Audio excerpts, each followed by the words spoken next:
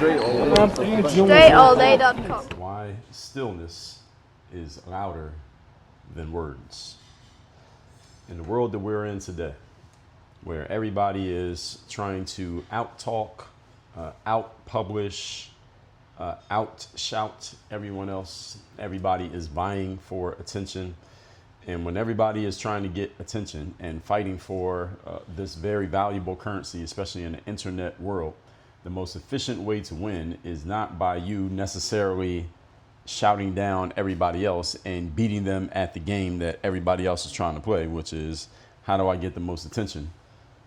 That's not the game you want to play, because in that game you have to actually beat the entire world. The only way you can win, you got to beat everybody in the world at attention. I would guess that most of you probably shouldn't play that game, because even if one of you is good enough to win, that means everybody else who is trying to win can't win. So everybody can't win that game. So I want to suggest a game that everybody can win, even if none of you is the winner of the get the most attention game. Instead, you can go the opposite route. And it's not even that you won't get attention at all when you go the opposite route. You go the opposite route and use what we're going to talk about today, what I call stillness. And that stillness is what's going to make you stand out. And I'm going to explain how and why. A lot of people, and the reason why I'm going to explain it, because a lot of people have no idea what that even means when I say stillness. Stillness doesn't mean standing still like a mannequin. Most people think that power in general, any kind of power, whether that's the power of attention, the power of fame, the power of success, the power of achievement. People think power is about noise or your ability to stomp around in your way and make sure that everyone notices your presence. But the loudest presence in any space is often the one that is saying and doing the least, especially in a world where everyone is going in the opposite direction and trying to do the most to draw as much attention as they can. Stillness speaks because it forces everyone to lean in and pay attention. Today, let's talk about exactly what this means and what it looks like and what it feels like. So you'll know it when you see it, and you'll also be able to use it as an offensive weapon yourself. Point number one, topic again today is why stillness is louder than words. Number one, stillness signals control. Any man who can stay calm when everyone else is restless, that's a form of stillness. Someone who can stay poised when everyone else is losing their minds. Another example of stillness. Someone who can maintain their presence of mind while everyone else is panicking. This is another example of stillness. You are communicating discipline. You are communicating self-control. Understand that discipline and self-control are often relatively felt. They're felt in a relative way, meaning your discipline doesn't have to be the highest in the world. But if it's the highest of everybody in the room, your discipline stands out. You may not be the most self-controlled person out there, but if you're the most self-controlled person in the environment that you're in while everybody else is going crazy and you can just be relatively controlled while everybody else is completely out of control, you stand out simply because compared to your environment, you're very much controlled. You're very much contained.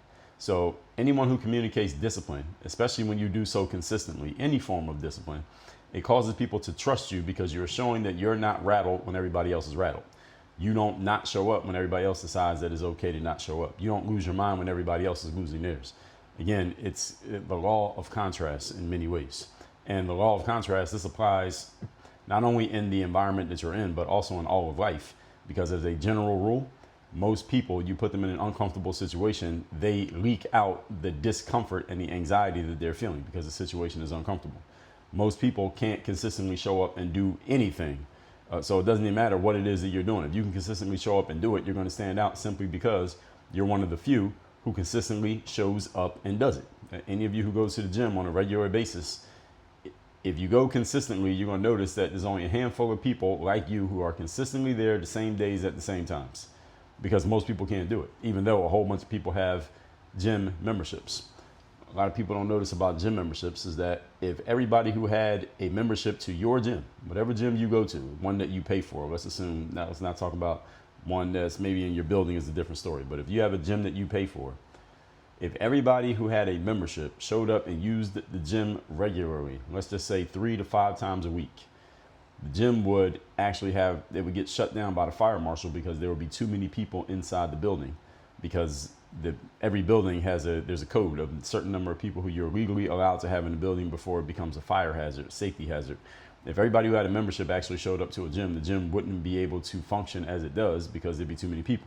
And who are you going to tell that they can't come to the gym? I mean, they all pay for a membership. The reason why gyms are able to function is because most of the people who pay for a membership never use the gym. The point being, most people are not disciplined in anything. So you being disciplined, period, at anything, you're going to stand out at whatever you're disciplined at simply because you have so few peers who can match what you're doing. Just showing yourself to be different than everyone else in any space makes you stand out by default. By just being calm and still when everybody else is fidgety, nervous, anxious, and losing their minds, you communicate that you're in command of the situation. Even if you may not even be in command. You may be just as concerned and anxious and worried as everybody else, but you simply are not showing it. You stand out because everybody else has that energy leaking out of them. The leaking of energy is when the energy shows on the outside and people can tell that you're anxious, worried, scared, nervous, fearful. You could be feeling all those things, but don't show it and nobody knows it because you're not telling anybody. You can tell people things through your unconscious behavior and your nonverbal behavior. The fact that you're calm will cause everybody else to follow your lead simply because your energy is different from everybody else in the room, so you automatically stand out, and that often makes you a leader by default without you even trying. Point number 2. Today's topic, once again, is why stillness is louder than words. Number 2, words are cheap, and the cost of words is decreasing. Now, I often say that the value of words, or the value of not words, but the value of things is often going up. When I did the series on why the middle class is collapsing, we talked about inflation, how the cost of things continues to go up, and why in the future, whatever you think costs a lot now is going to cost more in the future because the value of your dollar is going to be less and less as long as the Federal Reserve continues to print money, which means more dollars need to be collected to get the same amount of value, which means prices are going to go up. Well, one good piece of news for you is that the value of words is actually going down. So if you ever had to pay for words, they're going to be cheaper and cheaper moving into the future than they are right now. Why?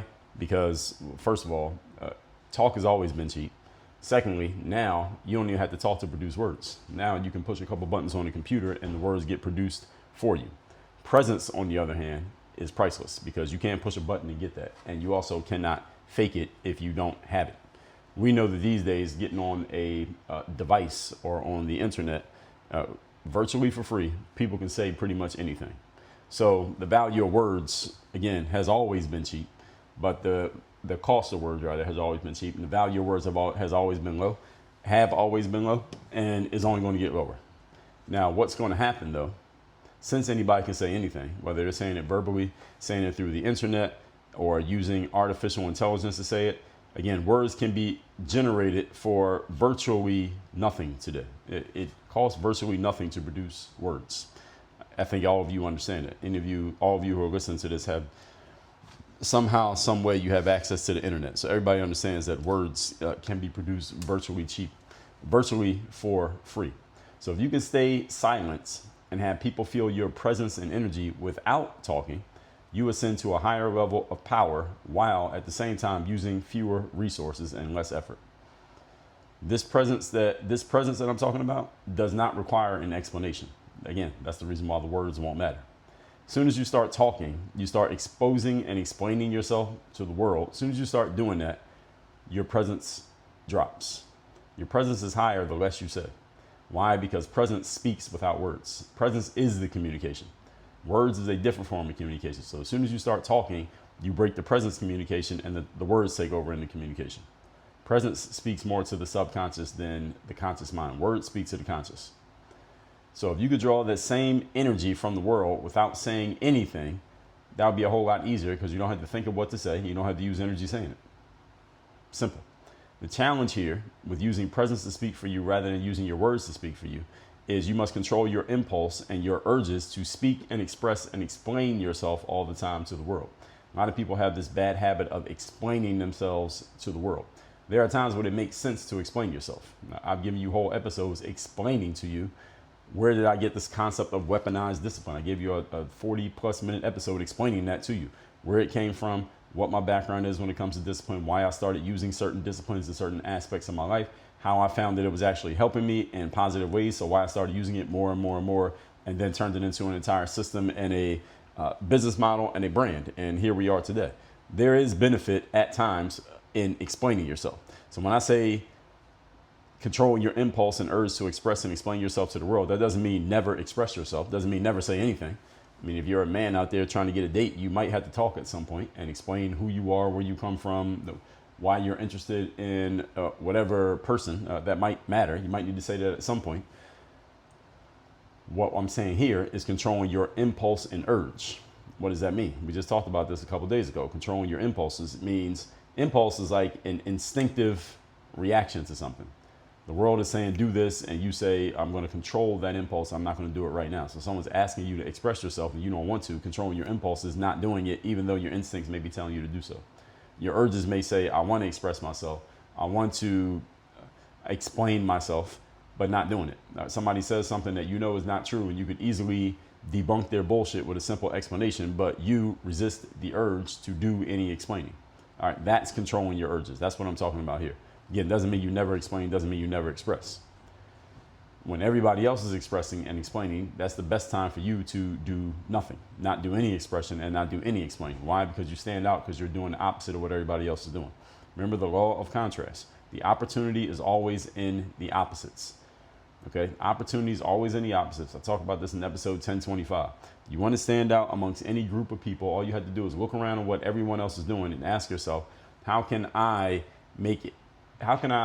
do the opposite of what everyone else is doing and use it to my advantage? Simple question. Usually there's a simple answer. The challenge is if you're willing to actually do it. Point number 3. Today's topic, once again, is why stillness is louder than words. Number 3. Stillness forces the world and other people to reveal itself and themselves to you. This is the beauty of stillness. Most people, especially in today's world, are very uncomfortable in silence, especially if it's silence when they're around other people. And many people are uncomfortable with silence even when they're by themselves. A lot of people cannot sit alone in a room quietly with no sound unless they're sleeping. Most people are just very uncomfortable with silence. They're uncomfortable with just basic stillness. This is the reason why if you're out in public and you see a person who is sitting or standing idly and they don't have anything to do and there's nowhere for them to go, what's the first thing they do? All of you know immediately what they're going to do. They may already be doing it before they sit down or stop walking, is that they pull out their device and they start looking at it. What does the device provide? The device provides noise. Text messages to respond to, emails to look at, social media to scroll. All of those are noise because none of them are any of those really important. Usually no, they're noise. But what that noise does is it keeps you occupied with sound. And when I say sound here, I mean that metaphorically. Most people need some type of sound / noise around them at all times. Therefore, again, I say it again, the law of contrast is what? What makes you stand out is when you're able to be still and you can exist in stillness and it doesn't disturb you. It doesn't make you uncomfortable. Most people are so uncomfortable in stillness that when you put them in stillness, they can't stay there. All right, they need noise, they need to talk, they need to move. They are like, why are we just sitting here and nothing's happening? All right, why does something have to be happening? All right, why are you even asking that question? That's the question that I pose to any of you who might be thinking this, or if you ever get to the point of thinking this. Most people will rush to fill the space of silence with what? Words, some form of, if there's silence and there's a situation happening, they'll fill it with an excuse or an explanation, any type of noise. Why? Because a lot of human beings, especially today, have adjusted themselves to being used to and even expecting, and we'll go a step further than that, demanding noise. Most people just demand constant noise. They're not okay with silence. They're not okay with stillness. They're not okay with no noise. And when someone is uncomfortable, when there is not any noise, all right, that's when the stillness will really capture their attention. And since most humans are very uncomfortable with no noise, your stillness is going to get everybody's attention. Just because, again, you're doing the opposite of what they are demanding of themselves. Their subconscious mind is demanding of them. So being still, people won't know what to do with that. They won't know what to do with you. So when you're completely in control in that stillness, everybody else exposes themselves to you because they're going to expose their discomfort with your stillness by filling it with more and more noise. And they're going to do this unconsciously. They won't even know that they're doing it. Involuntarily, they're exposing themselves to you. Now, this concept applies even when you're dealing with people who you don't even know. Actually, it applies especially when you're dealing with people who you don't even know. When you don't talk or reveal or explain yourself, other people will notice you and they'll want to fill in the gap because you're not talking, revealing, and explaining yourself the way that they are. So they're maybe expecting you to reciprocate, but since you're not giving them anything to fill in that space with, they will fill in the space themselves with their own imaginations. And the general rule is, ladies and gentlemen, based on the way you present yourself, that does matter. People tend to fill their imaginations about you by rounding up rather than rounding down. Again, it depends on how you present yourself. But if you present yourself in a polished, let's say professional and well put together way, doesn't mean you have to wear a suit. But if you're present yourself in a well put together, organized way that you look like you got your shit together and you give people nothing to go off of, i.e. you don't explain yourself, people will fill in the gaps that they have about you in their minds with their own imaginations, and their imaginations will tend to round up. In other words, what they think about you may be 10 levels higher than what you actually are because you didn't say anything. Now, if you say who you are, then they may find out where you are and it may be 10 levels lower. But if you say nothing, they're going to fill the gaps with whatever they think you are just because they are trying to fill the gap with something, but you haven't given them anything to answer the question, so they got to figure it out themselves. Human beings don't like having these mental vacuums. So they try to figure out on their own who exactly you are, what exactly is your background, where exactly you come from. They figure all this stuff out on their own without talking to you because you haven't given them the answers. And most people won't even ask the question, interestingly enough. I've seen this happen many times in my life where I will be in a space where I'm not talking and explaining myself or exposing myself to anyone, telling them who I am, my background, anything like that. But I know that they see me. And if I do happen to have a conversation with them, here's the interesting part. They don't even ask me about me. You know why most people don't ask you about you? Because most people don't listen. All right, most people spend most of their time talking, expressing, and creating noise, but the noise is all about them. It's not about you. So if they talk to you, usually what they're looking for is an opening for them to talk about themselves. I was at the gym one day and this guy who I had seen many times, but I never talked to him. He got my attention. I had headphones on. He got my attention and I stopped the music to hear what he was saying because I was just doing a stretch and he was close to me and he was asking me something about boxing because I'm always in that gym. I'm doing boxing stuff. And he asked me something about boxing and I gave him somewhat of an answer, but I wasn't really talking about myself. And he, after I gave that answer, I did not ask him a question, but he responded to my answer by telling me about his background in boxing. I didn't ask him. I wasn't even concerned about his background in boxing, but he started telling me. And it's just is an example. And it's not that that guy was doing anything wrong. That's human nature right there. What I just gave you that example is that did he really give a damn about me? Not really. What he wanted to do was talk about himself, and what he saw was some connection between what he knew about himself in his own mind, what his background in boxing or whatever his interest was in boxing, and then he saw that I was doing boxing, so he was looking for some connection there by telling me that, maybe thinking that I was going to pull on the thread. I did not pull on the thread, and I acknowledged what he said, and then I just moved on and kept doing what I was doing. I didn't say anything else to him. Most people just want to express themselves. They want to put themselves out there because human beings are addicted to noise. So when you're still, they want to come around you and share their noise because they're wondering why you're not sharing yours. If you were sharing your noise, then they wouldn't notice you. But when you say nothing, they notice you. This is an interesting thing. And again, if you can go around in life and do this, you'll notice it, that this is very much true. When you don't talk and reveal yourself, other people will notice you and they'll try to fill in the gap. And again, they use their imagination. Their imagination makes you bigger than you actually are in their minds. This is how you can become a mythical character, not because you do a great job of telling mythical stories about yourself, but because you don't tell stories about yourself. The other people come up with the myths on their own, and the myth that they have about you is stronger than the reality of you most of the time. Let people come up with their own stories. And the easiest way to let people come up with their own stories is actually the easiest thing any of you can do. Actually, the hardest thing for some of you is to shut the hell up and say nothing. Let's recap today's class, which is why stillness is louder than words. In the world that we're in today, everybody's trying to out-talk, outshout, and out-attention everyone else. I'm telling you to do the opposite. Number one, stillness signals control. When you're able to be still and calm and quiet while everybody else is moving and fidgeting and anxious and talking, again, you signal a level of control that other people don't have, and it's going to make you magnetic to other people simply because you're not doing what they're doing. Number two, words are cheap and getting cheaper. All right, words have always been cheap. Talk has always been cheap. Now you can produce words without even talking. You only had to do any work. You can produce 10,000 words through artificial intelligence. So if talk was cheap before, I don't even know what you want to call it now. It's damn near free. Presence is priceless. Anybody can talk. Anybody can say anything. Anybody can produce words, textually, text-based words. Nowadays, the biggest thing then is presence. Can you have that energy, which cannot be faked? You cannot get it through AI. You cannot get it through pushing a button on a phone. That's what becomes valuable because it takes real work to develop it. And number 3, stillness forces the world and other people to reveal themselves and itself to you, simply because people do not like vacuums, and the vacuum is the empty space that you're giving them, the empty vessel that you're giving them by not explaining yourself or expressing yourself while everybody else is doing it. They will come and express themselves to you, hoping to get some reciprocity. Your job is to, again, you can be polite, but you don't have to explain yourself to them just because they explain themselves to you. All right? They want to open themselves up, fine.